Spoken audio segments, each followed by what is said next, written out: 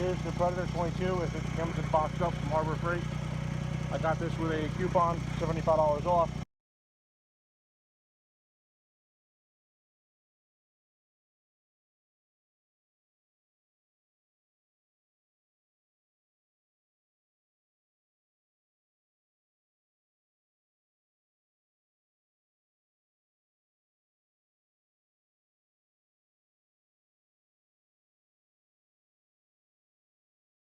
Here we are on the pull behind mower build.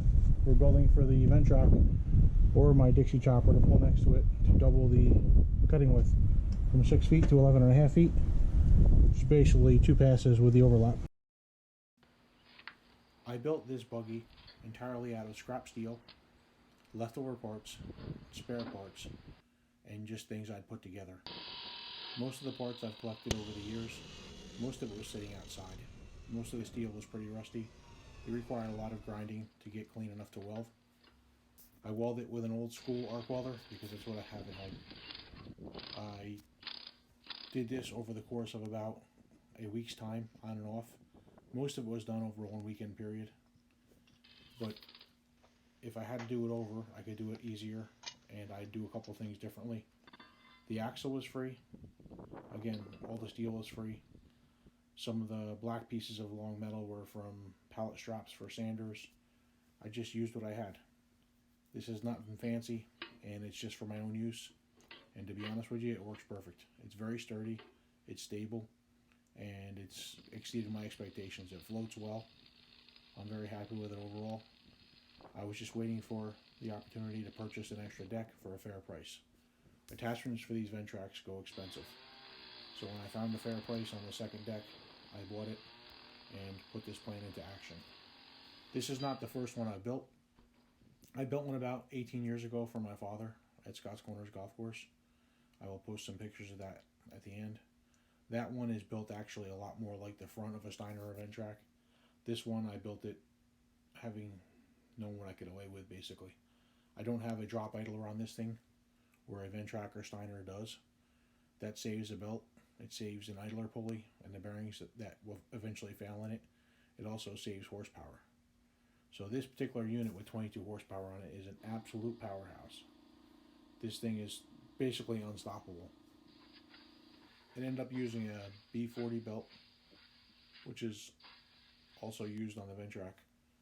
So altogether, the biggest expenses I incurred here were the battery, the engine, the Rust-Oleum red paint, a box of E6011 rod, because that's rusty steel you're welding there, and about $55 worth of various positive and negative battery terminals, ends, and hold downs. Pretty much everything else I had laying around. I had golf cart tires and rims laying around from a cart I had a couple years ago. This was the first start of my Predator 22 after this build. I hadn't adjusted the belt yet. I hadn't strapped down the gas tank or finished the wiring. But I wanted to start it and make sure everything worked before I went any further. After I shot this, I adjusted the belt and got it nice and tight. The new belt had to be run in for a couple minutes just to break it in so it wouldn't loosen up much after that. After I shot this quick video, I took it out and tried it for the first time. I knew I wanted to build one of these because I had built one about 15 years ago for my dad using a Steiner deck and a 60-inch mower. This is a Ventrac 72-inch, so it's a little bit bigger. I knew then that I would build one day because the amount of ground you can cover with this mower next to yours is incredible. It doubles your productivity, which makes big jobs go very easy. My lawn is 7.5 acres. Behind my field, I cut another acre or two, so it's close to 10 acres. Having an 11-foot 6 cut as opposed to a 6-foot cut makes a huge difference. I know it takes a little longer to turn around, and you've got a trailer beside you, so it's not as maneuverable. But what I do is I start the mower, I make one pass around the house without the trailer, and one pass anywhere I can't fit with the trailer. Then I go reconnect to the trailer and finish the lawn. Doing this basically cuts my time in half. It also extends the life of the blades because now they only run 1.25 hours as opposed to 2.5. Granted, I got twice as many to sharpen, But either way, so far it's worked out great for me. My back really enjoys only running an hour and 20 minutes as opposed to 2.5 to 240. Before I used it, I snapped some pictures of it when it was clean, right after I'd painted it. It'll probably never be this clean again. But here's what it looked like after it was all done, before I put it to good use. As far as I know, I'm the only one with a 53 horsepower, 11-foot 6-inch Ventrac right now. So I hope you enjoy the video and the build. There'll be pictures at the end of my dad's setup I had built years ago. It had a couple different versions of the engine. The buggy was actually more built tougher than this one. A little overkill. It also used an idler, a drop idler like a Steiner did. And I built it all by hand. I cut everything out with a torch and with a grinder. I didn't have a plasma cutter. I didn't have a MIG welder. And again, it was all scrap steel. And they still use that thing to this day. It's been over 15 years and they're still using it. So it turned out great. And they use it to this day. So here I am starting the back mower up now. We're going to take it out for its first spin. I hope you enjoy this. And like I said, at the end, there'll be pictures of the old setup I built for my dad.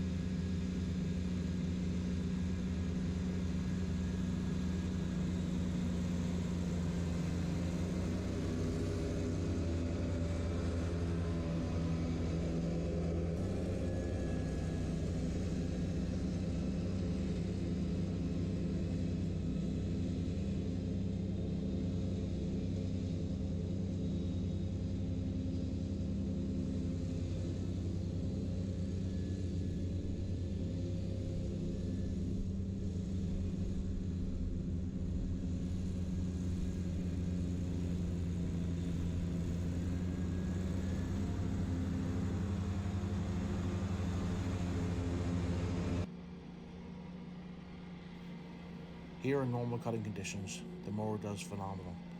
Here I gradually speed up to the Ventrac's maximum speed of around 10 miles an hour, and the mower deck cuts, discharges, and runs effortlessly. The engine has plenty of power, the grass gets pushed far enough, and the cut is great. This is why I built this deck as opposed to buying a unit that is sold from sources like Northern Tool, where the engines are a lot smaller, the deck is thinner, and the materials aren't nearly as good. This is a full-on commercial unit that will keep up with any zero turn or Ventrac.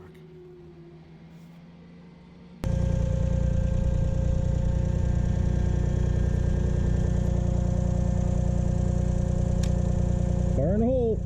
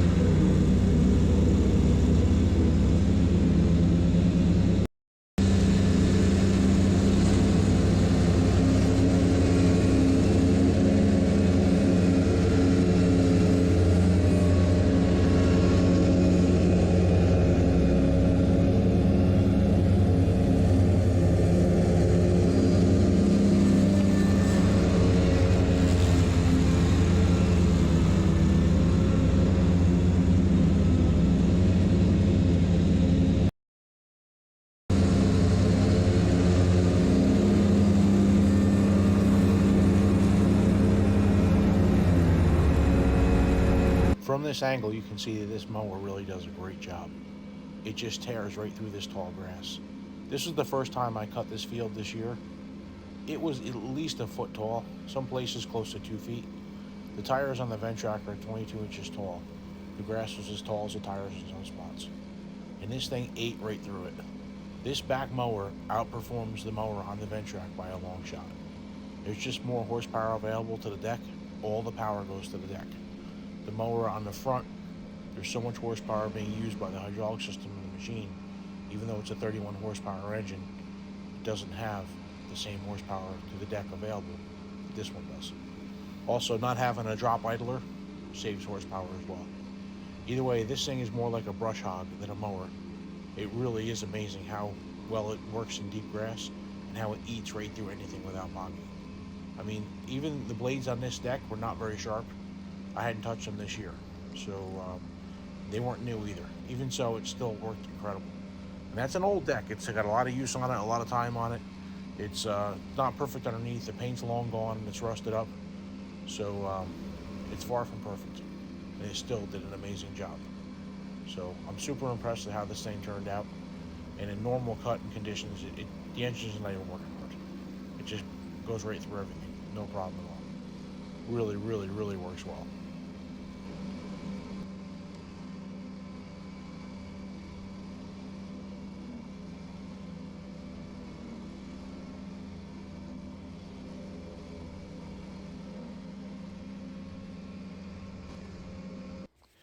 As you can see here, a quick second pass really cleans it up.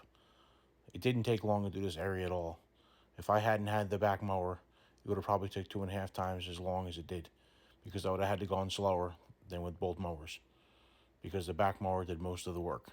It ate right through the deep grass, first pass, no problem at all. This is the first pull behind mower I built. I built it about 15 years ago. I built it out of desperation.